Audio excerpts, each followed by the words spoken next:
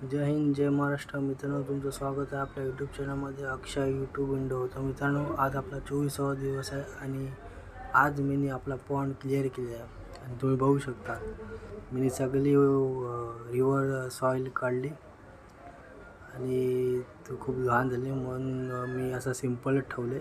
या वॉटर लोटसचं झाड लावलं आणि हा आपला फ्रायचा पॉन्ड मी फ्रायचा पॉन्ड पण बनवला आहे. होऊ शकतात किती मस्त व्ह्यू होता. आजच बनवला मी आणि थोडा बॅड न्यूज आहे की आपले 2 मॉली आणि काही फ्राईज पण मेले आज.